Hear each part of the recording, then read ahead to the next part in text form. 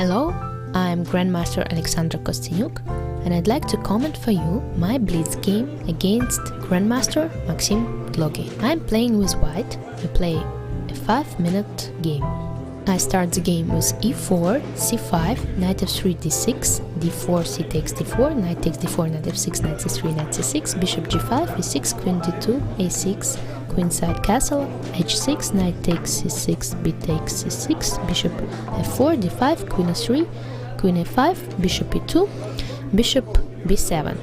As you could see, we play the opening moves very quickly, since it's a very well-known theory. It's the Sicilian defense, Rouser variation. And here Maxim played a new move for me, which is bishop b7. I've never seen this move before, and that's why I'm trying to figure out my way to continue the game. I continued by playing bishop e5, knight d7, e takes d5, c takes d5. Probably it was better for me to take on d5 before playing bishop e5 and then to play queen g3 first, but that's very difficult to say, especially in a blitz game. So now I played bishop d4.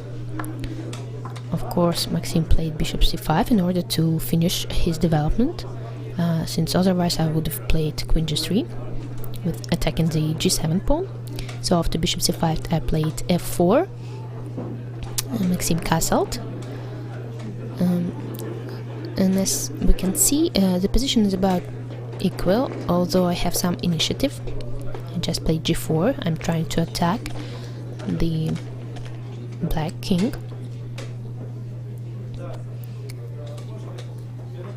Bishop takes d4, rook takes d4. And of course, black cannot just sit and wait what will happen. So that's why black plays rook f to e8 with the idea of playing e5.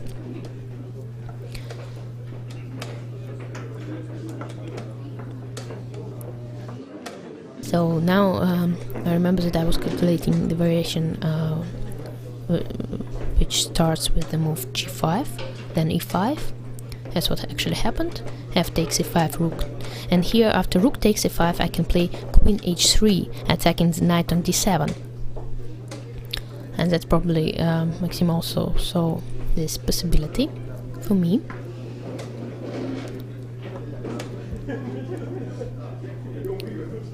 We can see that both opponents have about 3.5 minutes to finish the game. We play with no incremental time. And so finally, black just took on g5. H takes g5. Queen takes g5. Rook takes e5. Queen g3.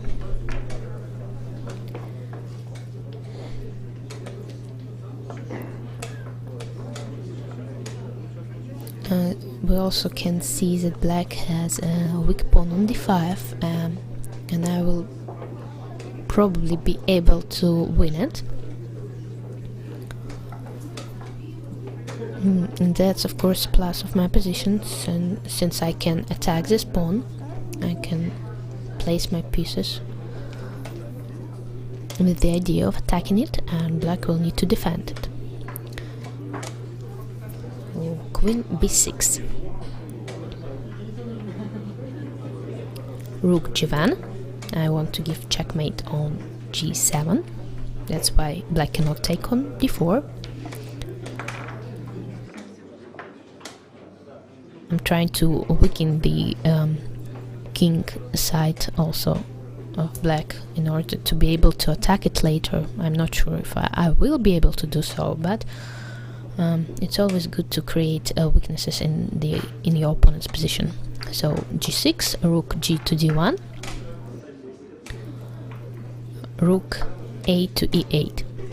So I am attacking the d5 pawn, while black is trying to create some counterplay on the e file, and that's a good strategy. I have a 30-second advantage, but now I'm trying to think about my future plan, and it takes some time. Sometimes if you have a big time advantage in the blitz game, you can just play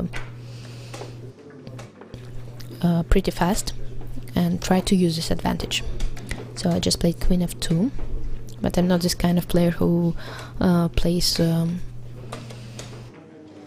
too fast without thinking, because for me a blitz game, it's a real game where you need to play quicker than a normal game, but it's still a chess game and you can create something. So black played rook f5, queen g2, knight f6. You see now we're grouping and regrouping our pieces. I played h4 with the idea to play h5.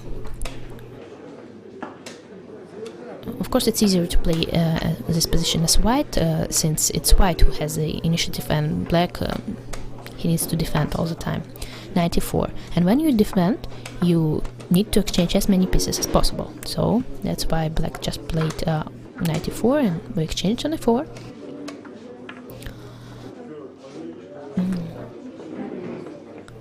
Both opponents have about 2 minutes to finish the game, and it will get more interesting and interesting with the time, less time on the clock. So queen g3. I'm still hoping to do something with the black king by playing queen b8 check and probably rook d8, but of course my king is not also enough protected to be able to do this plan.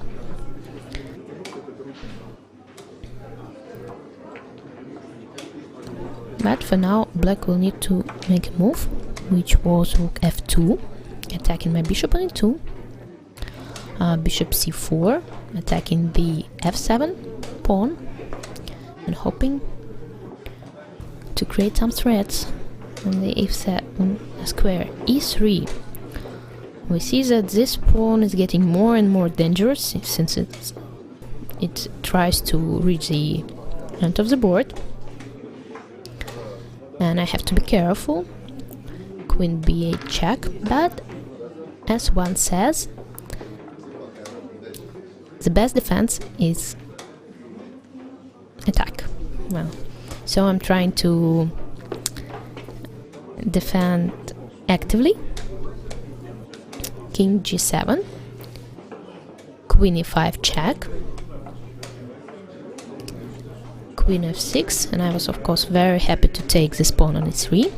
Queen takes e3, queen takes h4, and as we can see now it's a very interesting ending, since black has two connected pawns on the king side, while I have 3 pawns against 1 pawn on the queen side, and it's quite clear that we'll need to advance these pawns as quick as possible, but who will win, nobody knows. It's a very, very sharp endgame that can arise, and it actually arose after this exchange on f4. And we see that we have I have 30 seconds, my opponent has 40 seconds, and now we need to play as quickly as possible, and it will be good if we'll play good enough to create some threats, to create some problems to the opponent.